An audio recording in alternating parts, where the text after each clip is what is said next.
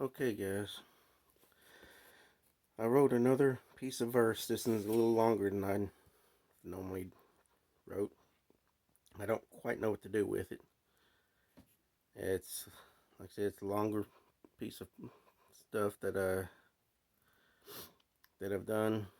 I think it's probably could be considered like an ode or an epic or something, but it's probably a lot shorter than what those usually are. So, without knowing what to do with it, I'm just going to put it on here and let you hear it. Hopefully, I can get through this without screwing it up too much with my stammering.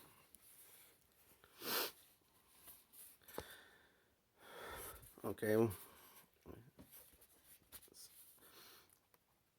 see what see what I can do.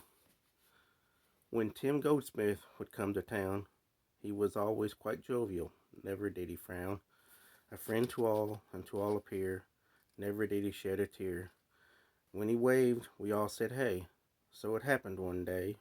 We were taken aback to see him come lumbering in, the shirt off his back. Most had been torn away. His smile turned upside down. One foot dragged he behind him. He looked as if he had drowned. This did not appear to be our Tim. Just then he stopped at the feet of the mailman, John Beck, then sunk his teeth deep in his neck. Widow Merriweather fainted. Sam started praying. The day's calm was tainted as the blood started spraying. A town drunk decided this was not the day to give it up, while the local punks decided to rough him up. It didn't work. Their fate was much the same, as, with a gurk, their lives too went a spraying. It was not until Sally, back from softball practice, bashed his head in with her slugger that we finally were able to take a tally. Tim, one mailman, and three buggers, all done in by the most heinous malice. Everywhere there was blood and chunks like out of a movie. We had to watch where we were stepping. It was quite gooey. But then Beck and the miscreants got back up, and it was then that we knew we were fucked. John dove at Sally Snatch. Two of the punks stole into her melon patch.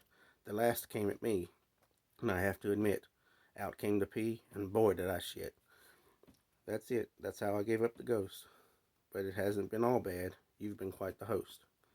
No longer need I be shy and cower, as I as now I can freely watch you shower. So I need to thank you kindly. Death has been the best part of life. I have no more strife, but you have quite the hiney. Why are you running? Why are you running? At least let me say boo first. Oh well, I thought I was cunning, but it is I you are still shunning. Death's been neat, but there's quite a thirst. Is it just me, or did someone crank up the heat? There was a flash, and the ground started quaking, and up appeared our good friend, Mr. Satan. It is I. I brought the heat. Now that you've died, you are my meat.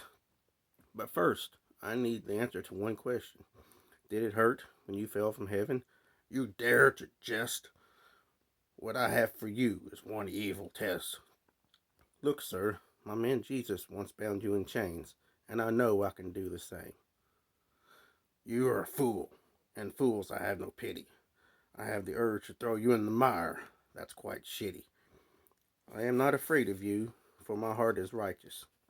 Now just sit right there and take this. And yes, my friends, I bound him in chains, pulled him so tight he was almost in twain. But then I was faced with quite the dilemma. Free, but still dead, so I gave him a spunky enema. I can hear you now. Just because I fucked the devil in the ass doesn't make me queer or gay. So I plowed. I was just establishing dominance, though I may rue this day. So, through hell I did wander, and gazed upon all the debauchery that ne'er squandered. All was represented, all the carnal appetites, all the lust from the fetishites. I'll leave them to your imagination, but all was done and shown with no hesitation. Long did I walk, but then I noticed a curious thing. Eventually the demons lost interest in their sultry flings. I guess without their master there was no point. Then the place slowly became one rollicking joint. And then what do you know? It started to snow. The impossible had been met. Hell turned into one joyous fete. Then a feeling, one quite sublime, as to up to heaven I did climb. When I arrived and beheld those gates pearlescent, St. Peter said, "Explain yourself. Why do you belong in this place incessant?" I have always been told to look up to and emulate my betters, so I thought, what's good for the lamb goose is good for the gander. Very well, you meant well, but have complicated things.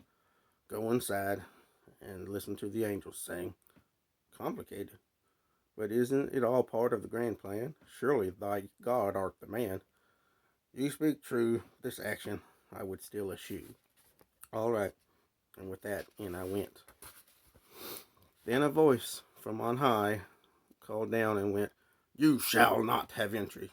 If there is one thing I detest, it's sodomy." So back to hell I went, and to hell I'll stay.